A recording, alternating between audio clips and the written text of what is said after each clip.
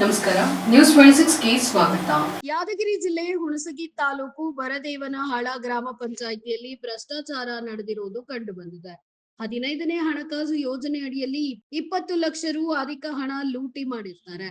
ಆರೋಗ್ಯ ಮತ್ತು ಕುಟುಂಬ ಕಲ್ಯಾಣ ನೆಪದಲ್ಲಿ ನೈರ್ಮಲೀಕರಣ, ಬೋರ್ವೆಲ್ ದುರಸ್ತಿ, ರಸ್ತೆ ಸುಧಾರಣೆ, ಬೀದಿ ದೀಪ ಅಳವಡಿಕೆ, ನರೇಗಾ ಯೋಜನೆ ಅಡಿ ಕಾಮಗಾರಿ ಮಾಡದೆ ಬೋಗಸ್ ಬಿಲ್ ಮಾಡಿಕೊಂಡಿರುವುದು ಸ್ಪಷ್ಟವಾಗಿ ಕಾಣುತ್ತಿದೆ. 2021 ರಿಂದ 25ರವರೆಗೆ DRBR ಅಂಬೇಡ್ಕರ್ ವಸತಿ ಯೋಜನೆ, ಬಸವ ವಸತಿ ಯೋಜನೆ ಮತ್ತು ಪ್ರಧಾನಮಂತ್ರಿ ಆವಾಸ್ ಯೋಜನೆ ಅಡಿಯಲ್ಲಿ 200ಕ್ಕೂ ಹೆಚ್ಚು ಮನೆಗಳು ಬೋಗಸ್ ಆಗಿದೆ.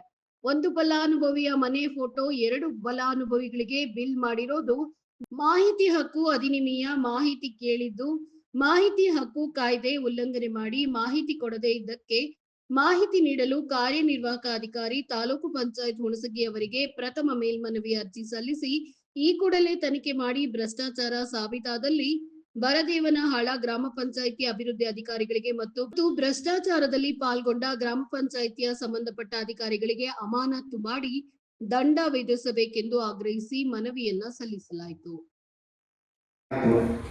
ಈಗ ಯುವಕರಿದ್ದಾರೆ, ಸ್ಕೂಲ್ಗಳು ಅವೆಲ್ಲ ಬಿಟ್ಟು ಮನೇಲಿ ಇರ್ತಾರೆ. ಮತ್ತೆ ಸ್ವಲ್ಪ ಜನ ಒಂದು 30-35 ವರ್ಷ ಆಗಿರೋರಿಗೆ ವ್ಯಾಪಾರ ಮಾಡೋದಕ್ಕೆ ಅಲ್ಲಿ ಇಲ್ಲಿ ಊರಲ್ಲಿ ಅನ್ಕೊಂಡಿರ್ತಾರೆ.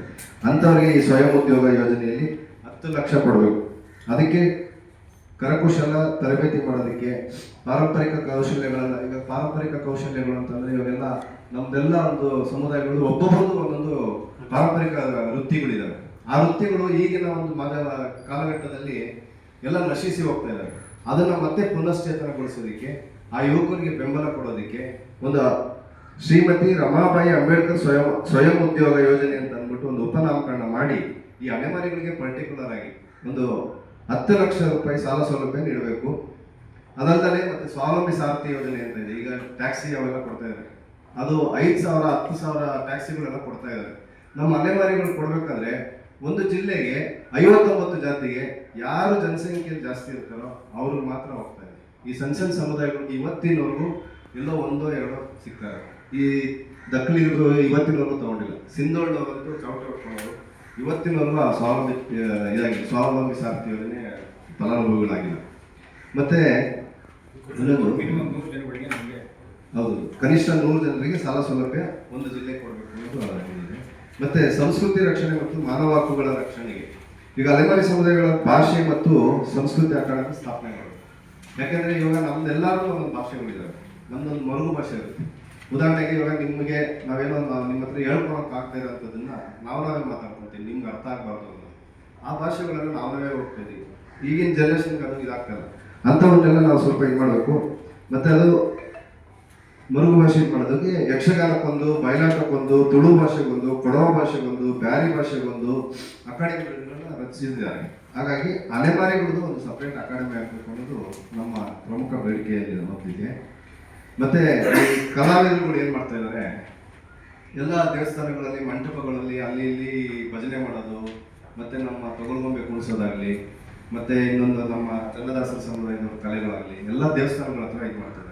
ಈ ಒಂದು ಸಾಂಸ್ಕೃತಿಕ ಕಲೆಗೆ ಉಳಿಸ್ಕೊಳ್ಳೋದಕ್ಕೋಸ್ಕರ ಒಂದು ಜಿಲ್ಲೆಗೆ ಒಂದೊಂದು ಕಲಾಸೌಧಗಳನ್ನ, ಅಲೆಮಾರಿ ಕಲಾಸೌಧ ಮಾಡಬೇಕು ಅನ್ನೋದು ಬೇಡಿಕೆ ಇದೆ. ಮತ್ತೆ ವಿಮುಕ್ತ ಬುಡಕಟ್ಟು ದೌರ್ಜನ್ಯ ತಡೆ ಕಾಯ್ದೆ ಜಾರಿಗೆ ಕ್ರಮ ಕೈಗೊಳ್ಳಬೇಕು. ಯಾಕಂದ್ರೆ ಇವಾಗ ನಮ್ಮ ಕ್ರಿಮಿನಲ್ ಟ್ರೈಬ್ಸ್ ಇದ್ದಾರೆ, ಮಾಂಗಾವಡಿ, ಗಂಟಿಚೂರು, ಮತ್ತೆ ನಮ್ಮ ಜಿಲ್ಲೆಕೆದ್ರು, ಆಮೇಲೆ ಹೇಳಿದ್ದು ಒಂದೇ ಒಂದು ದೇಶ. ಸರ್ಕಾರದಿಂದ ಪ್ರತ್ಯೇಕ ನಿಗಮ ಮಾಡಿ 500 ಕೋಟಿ ಇನ್ನ ಹೆಚ್ಚು ನಮಗೆ ಪ್ರತ್ಯೇಕವಾಗಿ ಪ್ಯಾಕೇಜ್ ಕೊಟ್ರೆ ಇವು ಎಲ್ಲ ನಮಗೆ ಅನುಕೂಲ ಆಗ್ತೈತೆ ಅಂತ ಒಂದು ಉದ್ದೇಶ ಇದೆ ನಮ್ಗೆ. ಅದಕ್ಕಾಗಿ ನಾವು ಎಲ್ಲ ವಿವರಣೆ ತಮಗೆ ಕೊಟ್ಟಿದ್ದು. ದಯವಿಟ್ಟು ಸರ್ಕಾರ ಪ್ಯಾಕೇಜ್ ಘೋಷಣೆ ಮಾಡ್ಬೇಕಂತ ನಾವು ಸ್ವಲ್ಪ ವರದಿ ಮಾಡಿದ್ರೆ ನಮ್ಮ ಅಲೆಮಾರಿ ಸಮುದಾಯಕ್ಕೆ ಅನುಕೂಲ ಆಗುತ್ತೆ ಅಂತ ಹೇಳಿ ನಾನು ಮಾತು. ಈಗ ಸೋಷಿಯಲ್ ವೆಲ್ಫೇರ್ ಮಿನಿಸ್ಟರ್ ಅಫಿಷಿಯಲ್ ಆಗಿ ಕಳಿಸಿದ್ರು, ಕಮಿಷನರ್ ಇದ್ರು, ಮತ್ತೆ ACS ಅವರು ಇದ್ರು, ಸ್ಪೆಷಲ್ ಆಫೀಸರ್ಸ್ ಇದ್ರು. ಇವೆಲ್ಲ ಬೇಡಿಕೆಗಳನ್ನ ನಾವು ಡಿಟೇಲ್ ಆಗಿ ರೈಟಿಂಗ್ ಆಗಿ ಮೊನ್ನೆ ಕೊಟ್ಟಿದ್ದೀವಿ. ಅವರು ಕೂಡ ನಾವು ಡೆಫಿನೆಟ್ ಆಗಿ ಈ ಸಲ ಒಂದು ನಮ್ಮ ಬಜೆಟ್ ಅಲ್ಲಿ ಮಾಡ್ಕೊಡ್ತೇವೆ ಅಂತೇಳಿ ಆಶ್ವಾಸನೆ ಕೊಟ್ಟಿದ್ದಾರೆ. ಸೊ ಹಾಗಾಗಿ ನಿಮ್ಗೆ ಗೊತ್ತಿದೆ, ರಾಜಕೀಯದಲ್ಲಿ ಆಶ್ವಾಸನೆ ಕೊಡ್ತಾರೆ. ಅದಕ್ಕೋಸ್ಕರ ತಾವು ಮಾಧ್ಯಮ ಮಿತ್ರರು ನಾವು ಕೇಳಿರ್ತಕ್ಕಂಥ ಪ್ರತಿಯೊಂದು ಬೇಡಿಕೆಯು ನ್ಯಾಯಸಮ್ಮತದ ಅಂತಂದೇಳಿ ತಿಳಿಸಿ ನೀವು ಕೂಡ ಸಹಕಾರ ನೀಡಿ ಅವ್ರಿಗೆ ಮಾಡಬೇಕು ಅಂತಂದೇಳಿ ಅವರು ನಿಮ್ಮ ಕಡೆಯಿಂದ ಹೇಳ್ಬೇಕಂತಂದೇಳಿ ಈ ಮೂಲಕ ತಮ್ಮೆಲ್ಲರೂ ಪ್ರಾರ್ಥಿಸ್ಕೊಳ್ತೇವೆ. ಅಲೆಮಾರಿಗಳಿಗೆ ಏನೂ ಇಲ್ಲ. ಅಲೆಮಾರಿಗಳಂದ್ರೆ ಊರೂರು ತಿರುಗಾಡಿ ಭಿಕ್ಷಾಟನೆ ಮಾಡೋದು. ಅದಕ್ಕಾಗಿ ಒಂದೊಂದು ಮನೆ ಅಥವಾ ಹೊಲ ಕೊಟ್ಟರೆ ಸರ್ಕಾರದವರು ನಮ್ಮ ಅಲೆಮಾರಿ ಒಂದು ಸ್ಥಾನದಲ್ಲಿ ಇರ್ತಾರೆ ಅನ್ನುವಂಥ ನಮ್ಮ ಈ ಎಲ್ಲ ಬೇಡಿಕೆಗಳು ನಮ್ಮ ಅಲೆಮಾರಿಗಳ ಅಭಿವೃದ್ಧಿಗೆ ಒಂದು ಉತ್ಸಾಹಕರವಾಗುತ್ತದೆ. ಈ ಬೇಡಿಕೆಗಳು ಸನ್ಮಾನ್ಯ ಸಿದ್ದರಾಮಯ್ಯ ಸಾಹೇಬರು, ಮಾದೇವ್ ಸಾಹೇಬರು, ಎಲ್ಲ ಅಧಿಕಾರಿಗಳು ಸಹ ಈ ಬೇಡಿಕೆಗಳು ಮಾಡ್ತೀವಿ ಅಂತೇಳಿ ನಮ್ಮ ಎಲ್ಲ ಮೀಟಿಂಗ್ಗಳಲ್ಲಿ ಎಲ್ಲ ಕಡೆಯೂ ಆಶ್ವಾಸನೆ ನೀಡಿದ್ದಾರೆ. ಅದೇ ರೀತಿ ತಮ್ಮ ಮುಂದೆ ಈ ಬೇಡಿಕೆಗಳೆಲ್ಲ ನಿಮ್ಮ ಮುಂದೆ ಕೊಡ್ತಾ ಇದ್ದೇವೆ. ನಿಮ್ಮ ಮುಖಾಂತರ ಸರ್ಕಾರಕ್ಕೆ ಹೆಚ್ಚಿನ ರೀತಿ ಅವರ ಗಮನ ಬರ್ಬೇಕಂತೇಳಿ ತಮ್ಮೆಲ್ಲರಿಗೂ ತಿಳಿಸ್ತಾ ಇದ್ದೇವೆ. ಇಲ್ಲಿ ನಮಸ್ಕಾರ, ನಾನು ಶಾಂತರಾಜು ಅಂತೇಳಿ ದಕ್ಕಲಿಗ ಸಮುದಾಯ. ಈ ಅಲೆಮಾರಿಗಳಿಗೆ ಕರ್ನಾಟಕ ಸರ್ಕಾರ ಏನು ಆಶ್ವಾಸನೆ ಕೊಡ್ತು, ಏನು ನಮಗೆ ಎಲ್ಲ ನಮ್ಮ ಬೇಡಿಕೆಗಳು ಈಡೇರಿಸ್ತದೆ ಅಂತೇಳಿ ಅಲೆಮಾರಿಗಳು ಕಳೆದ ಒಂದು ವರ್ಷ ಆಯಿತು ಹೆಚ್ಚು ಕಡಿಮೆ. ಆವಾಗಲಿಂದ ನಾವು ಡೆಲ್ಲಿ ತನಕ ಹೋರಾಟ ಮಾಡಿದ್ವಿ. ನಮ್ಮ ಹೋರಾಟಗಳು ಎಲ್ಲ ವರ್ಗಗಳು ಸ್ಪಂದಿಸಿದ್ದಾರೆ. ಈಗ ಕಳೆದ 20 ವರ್ಷದಿಂದಲೂ ಎಲ್ಲ ಸರ್ಕಾರಗಳು BJP ಇರ್ಬೋದು, JDS ಇರ್ಬೋದು, ಕಾಂಗ್ರೆಸ್ ಇರ್ಬೋದು, ಅಲೆಮಾರಿಗಳ ಬಗ್ಗೆ ಚಲನಚಿತ್ರ ಮಾಡಿದ್ದಾರೆ, ಡಾಕ್ಯುಮೆಂಟ್ರಿ ಮಾಡಿದ್ದಾರೆ, ಪುಸ್ತಕ ಪಡೆದಿದ್ದಾರೆ. ಆದರೆ ನಿಜವಾದ ಅಲೆಮಾರಿಗಳಿಗಿನ್ನ ನಮಗೇನು ಅನುಕೂಲ ಆಗಿಲ್ಲ. ಹೋರಾಟ ಮಾಡೋದು ಕೇಳೋದು ನಾವು ಪಡ್ಕೊಳ್ಳೋದು ಮಾತ್ರ ಬಲಿತ ಸಮುದಾಯಗಳು. ಅವರು ಇಲ್ಲಿ ಬೆಂಗಳೂರಲ್ಲಿ ಕುಂತ ಎಲ್ಲ ಪಡ್ಕೊತಾರೆ. ಆದರೆ ನಿಜವಾದಂಥ ಅನ್ನ ಇಲ್ಲ, ಮನೆ ಇಲ್ಲ, ನಮಗೆ ನಿವೇಶನ ಇಲ್ಲ, ನಮಗೆ ಗುಡಿಸ್ಲಿದ್ದೀವಿ ಅಂತ ನಾವು ಏನು ಐಡೆಂಟಿಟಿ ಮಾಡ್ತೀವಿ, ನಾವು ಗುರುತಿಸ್ಕೊಂತೀವಿ, ನಮ್ಮನ್ನು ಪತ್ರಿಕೆಯಲ್ಲಿ ಮಾತ್ರ ಉಳಿಸ್ತಾರೆ. ಇಲ್ಲಿ ತನಕ ಇನ್ಮೇಲೆ ನಮ್ಗೆ ಆಗಬಾರ್ದು. ಈಗಿನ ಸರ್ಕಾರ ಮಾನ್ಯ ಸಿದ್ದರಾಮಯ್ಯವರು ಅವ್ರ ಬುದ್ಧ ಬಸವ ಅಂಬೇಡ್ಕರ್ ಅನ್ವಯಗಳಾಗಿದ್ದಾರೆ. ನಿಜವಾಗ್ಲೂ ಇವತ್ತು ಸಂವಿಧಾನ ಪರವಾಗಿ ಇವತ್ತಿನ ಸಂವಿಧಾನ ಇದೆ ಅಂತ ಹೇಳಿದ್ರೆ ಇವತ್ತು ನಾವು ಅಲೆಮಾರಿಗಳನ್ನ ಯಾಕೆ ಸಿಕ್ಬೇಕು. ಇವತ್ತು ನಿಜವಾಗ್ಲೂ ಎಂಥ ಕಷ್ಟದಲ್ಲಿದ್ದೀವಿ ಅಂದರೆ ನಾವು ನಮ್ಮ ಪ್ರಾಣಿಗಳನ್ನ ಒತ್ತೆ ಇಟ್ಟು ನಾವು ಇಷ್ಟು ಒಂದು ವರ್ಷದಿಂದ ಹೋರಾಟ ಮಾಡ್ತಾ ಇದ್ದೀವಿ. ಫ್ರೀಡಮ್ ಪಾರ್ಕ್ ಅಂತ ಡೆಲ್ಲಿ ತನಕ ಮಾಡಿದ್ವಿ. ಇವತ್ತು ಈ ಸರ್ಕಾರ ಗಮನಿಸಿ ನಮಗೆ ಎಷ್ಟು ಬೇಡಿಕೆಗಳನ್ನ ಈಡೇರಿಸ್ಬೇಕು, ಇಷ್ಟಲ್ಲದೇ ಆ ಜಾತಿ ಏನು ದಕ್ಕಬೇಕು ಅದು ಸಿಗ್ಬೇಕು. ಇಲ್ಲೇ ನಮಸ್ತೆ. ಇವತ್ತಿನ ದಿವಸ ನಮ್ಮ ಕರ್ನಾಟಕ ಅಸ್ಪೃಶ್ಯತ ಅಲೆಮಾರಿಗಳ ಸಮುದಾಯಗಳ ಮಾವಕರಿಂದ ಇವತ್ತಿನ ಸುದ್ದಿಗೋಷ್ಠಿ ಮಾಡ್ತಾರೆ. ಈಗ ಬರ್ತಕ್ಕಂಥ 26-27ನೇ ಸಾಲಿನ ರಾಜ್ಯ ಸರ್ಕಾರ ಬಜೆಟ್ ಮಂಡನೆಯಲ್ಲಿ ಈಗಾಗಲೇ ನಮ್ಮ ಅಲೆಮಾರಿ ನಮ್ಮ ರಾಜ್ಯ ಮುಖಂಡರು ತಿಳಿಸಿದ ಹಾಗೆ ಈಗ 4-5 ಸಲ ನಮ್ಮ CM ಸಾಹೇಬರು ಅನೇಕ ಬಾರಿ ಹೇಳಿದ್ದಾರೆ, ನಿಮ್ಗೆ ವಿಶೇಷ ಪ್ಯಾಕೇಜ್ ಕೊಡ್ತಾ ಅಂತ ಹೇಳಿ ಮತ್ತು ಪ್ರತ್ಯೇಕ ನಿಗಮ ಮಾಡ್ತಾ ಇದ್ದಾರೆ. ನಮಗೆ ಕೊರಮ ಕೊರಚಿರುತ್ತೆ ಫಸ್ಟ್ ಮೊದಲನೇ ಆದ್ಯತೆ. ನಮ್ಮ ಕೊರಮ ಕೊರಚರು ಆಲ್ರೆಡಿ ಬೋವಿ ಲಂಬಾಣಿ ಕೊರಮದ ನಾಗಮೋಹನ್ ವರದಿ ಪ್ರಕಾರ ಬೋವಿ ಲಂಬಾಣಿ ಕೊರಮ ಕೊರಚರು ಅಂತ ಪ್ರತ್ಯೇಕ ಮಾಡಿದ್ದಾರೆ ಅವರು. ಅದೇ ಥರ ನಮ್ಗೆ ಪ್ರತ್ಯೇಕಗೊಳಿಸಿ ನಾವು ಪ್ರತ್ಯೇಕವಾಗಿ 49 ಫಸ್ಟ್ ಜಾತಿ ಅಲೆಮಾರಿ ನಿಗಮ ಮಾಡಬೇಕನ್ನೋದು ಪ್ರಥಮ ಬೇಡಿಕೆ.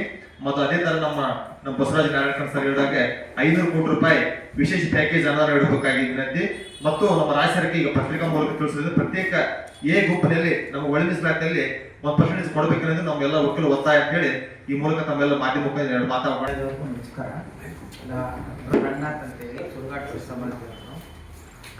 ನನ್ನ ಉದ್ದೇಶ ಏನು ಅಂದರೆ, ಈಗ ನಮ್ಮ ಸಮುದಾಯದ ಬಗ್ಗೆ ಸರ್ಕಾರ ಸೌಲಭ್ಯ ಬಗ್ಗೆ ನಮ್ಮ ಮುಖಂಡರು ಬೇಕಾದ ಸಾರಿ ಮಾತಾಡಿದ್ದಾರೆ. ನಾನೊಬ್ಬ ನಮ್ಮ ಸಮಾಜದಲ್ಲಿ ಎಲ್ಲ ಸಮಾಜದವರೆಗೂ ಆಸ್ಪತ್ರೆಗಳಿಗೆ ತೊಂದರೆ ಆದರೆ ಈ ಸರ್ಕಾರಿ ಆಸ್ಪತ್ರೆಗಳಲ್ಲಿ BPL ಕಾರ್ಡ್ ಇದ್ರೆ ಫ್ರೀ ಮಾಡ್ತಾ ಇದ್ದಾರೆ, ಮತ್ತು ಕ್ಯಾಸ್ಟ್ ಇದ್ರೆ ಫ್ರೀ ಮಾಡ್ತಾರೆ. ಅದೇ ಥರ ನಮ್ಮ ಅಲೆಮಾರಿ ಜನಾಂಗದವರು ಕೂಡ ಕ್ಯಾಸ್ಟ್ ವತಿಯಿಂದ ಖಾಸಗಿ ಆಸ್ಪತ್ರೆಗಳಲ್ಲಿಯೂ ಸ್ಪೆಷಲ್ ಪ್ಯಾಕೇಜ್ ಕೊಡಬೇಕು ಅಂತೇಳಿ. ಇದಾಗಿತ್ತು ಲೇಟೆಸ್ಟ್ ಅಪ್ಡೇಟ್ಸ್. ಇನ್ನಷ್ಟು ಸುದ್ದಿಗಾಗಿ ನೋಡ್ತಾ ಇರಿ News 26 ಕನ್ನಡ. ನಾವು ನಿಮ್ಮೊಂದಿಗೆ.